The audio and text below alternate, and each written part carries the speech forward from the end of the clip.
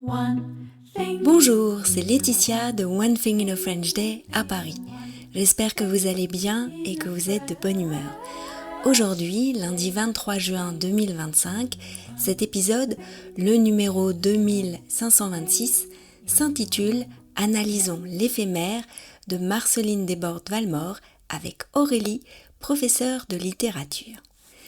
Aurélie, professeure de français ou de littérature française si vous préférez, nous a présenté et lu un poème dans l'épisode de vendredi.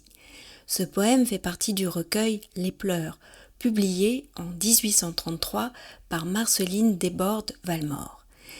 Marceline Desbordes-Valmore était comédienne et chanteuse, mais aussi poète.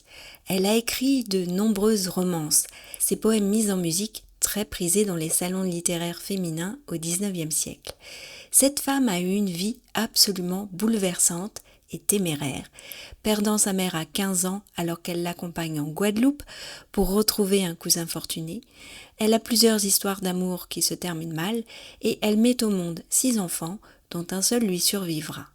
Marceline Desbordes-Valmore était célébrée de son vivant avant de tomber dans l'oubli comme de nombreuses femmes de l'histoire. Aurélie nous a dit qu'avec ses élèves, elle serait partie de leurs premières impressions à la lecture de ce poème avant d'entrer dans l'analyse. Je remercie au passage les auditeurs qui nous ont envoyé leurs premières impressions.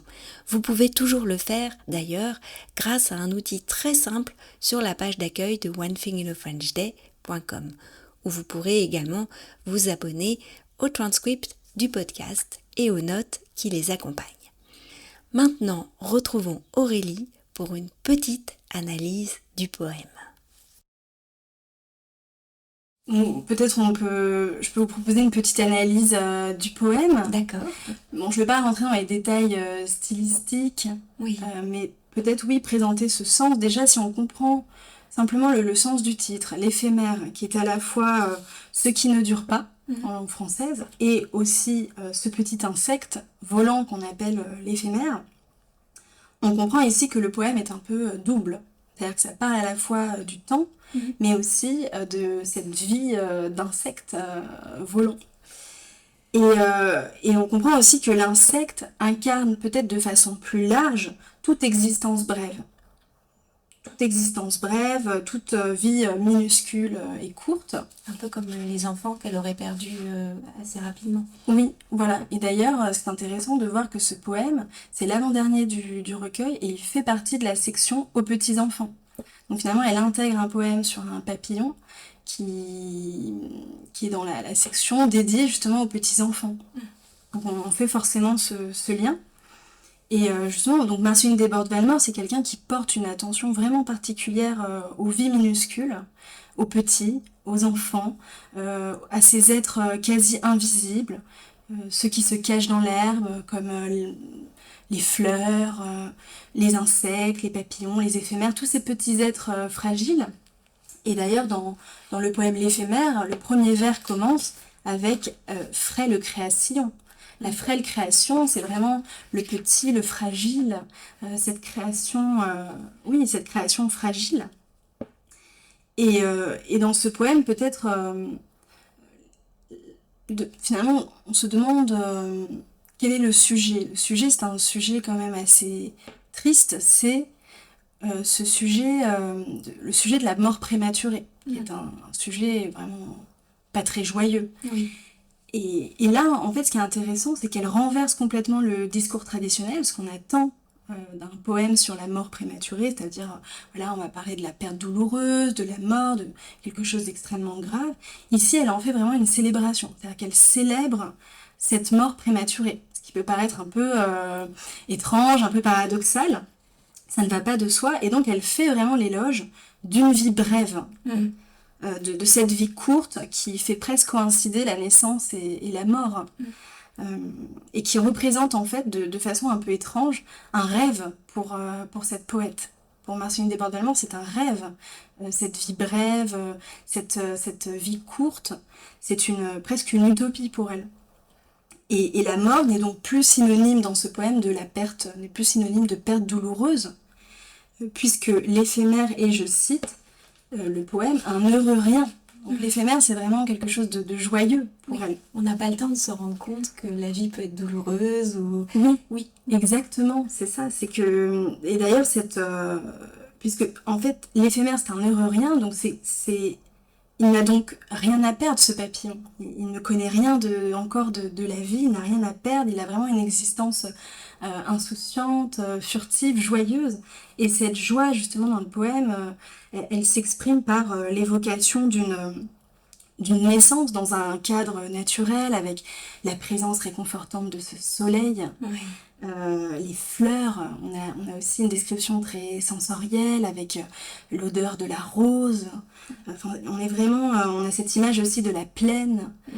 Enfin, c'est vraiment un cadre idyllique. Voilà, un cadre idyllique pour cette naissance de ce papillon qui ne fait pas souffrir la mère en plus. Voilà, et qui ne fait pas souffrir la mère en plus. Et donc la poète en fait s'adresse à ce papillon, à cet éphémère, cet être naissant, et l'encourage dans son envolée. Avec donc toute une série de recommandations à l'impératif. Ouvre-toi comme un prisme au soleil. Va dire ta naissance aux liserons d'un jour. Va, tu n'as que le temps. Tu n'as que le temps de deviner l'amour. Elle encourage en fait ce petit être à se déployer, à déployer ses ailes, à aller visiter le monde, découvrir le monde sans peur. Elle l'encourage même par exemple à rencontrer une fleur, le liseron d'un jour. Il y a presque ici l'idée d'une rencontre amoureuse, un peu fugace, furtive. Enfin, il y a vraiment une joie. Sans engagement. Sans engagement, et c'est vraiment une joie qui émane de ce poème.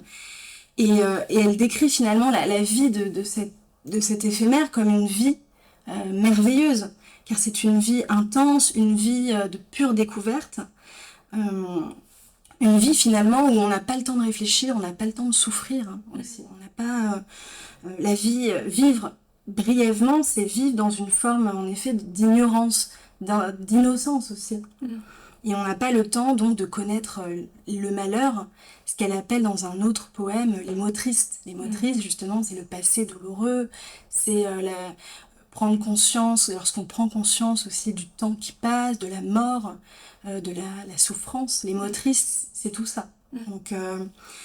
Donc cette conception heureuse de l'existence brève a sûrement un lien très fort aussi, donc, comme je l'ai dit, avec le parcours personnel de Marceline Desbordes-Valmore, puisque donc elle a perdu 5 enfants, et je pense que ces expériences traumatisantes ont dû forcément la pousser à repenser finalement son rapport aussi à la mort. Et c'est intéressant de remarquer aussi qu'au vers 7, il y a une métamorphose, puisque l'insecte se métamorphose en enfant, happe sa douce amorce et que ton aile enfant joue avec ce flambeau. Donc l'insecte volant se transforme en enfant. Il y a vraiment une métamorphose où on passe de l'insecte à l'enfant. Et donc c'est intéressant aussi de voir que finalement cet enfant se mêle à l'insecte, une espèce d'enfant ailé comme un ange. Donc c'est une célébration très belle de cette légèreté heureuse, cette légèreté de vivre en fait. Donc, mais justement aussi ce qu'on peut voir avec les élèves, c'est qu'il y a aussi en fait une forme de contraste, puisque en creux, si on lit bien ce poème, en creux, il y a quand même le portrait de la poète. Oui, parce qu'elle parle du livre qu'elle porte. Oui. Donc elle dit « Je t'envie et Dieu t'aime, innocente éphémère ». Et là, elle se met en scène et elle révèle quand même quelque chose de son état. Oui. Puisque elle n'est pas du tout dans une temporalité éphémère, courte, heureuse, joyeuse. Non, elle a survécu à tout ça, quoi. Voilà, donc elle est dans une temporalité extrêmement longue, extrêmement douloureuse. Elle parle du long vivre, elle est vraiment dans cette temporalité du long vivre, où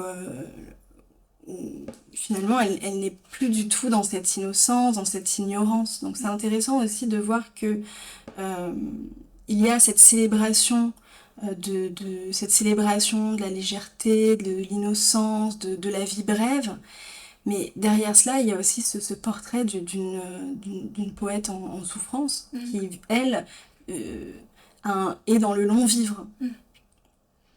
Oui. Donc voilà, c'est toutes ces choses-là qu'on peut, que les élèves peuvent finalement trouver de façon un petit peu comme ça en première lecture avec toutes les remarques des élèves. On peut arriver justement à ce nœud, enfin quelque chose pour bien comprendre finalement ce qui se joue dans ce poème. C'est beau. Ce qui se joue dans ce poème. Je ne sais pas pour vous, mais j'ai adoré la manière dont Aurélie nous a présenté ce poème. N'hésitez pas à partager vos impressions sur cet épisode grâce à l'outil très simple pour nous envoyer à Aurélie ou à moi un message sur la page d'accueil de onethinginafrenchday.com. Dans le dernier épisode avec Aurélie, le prochain, nous verrons en quoi Marceline Desbordes-Valmore est une poète romantique, mais aussi terriblement moderne. One Thing in a French Day, c'est fini pour aujourd'hui.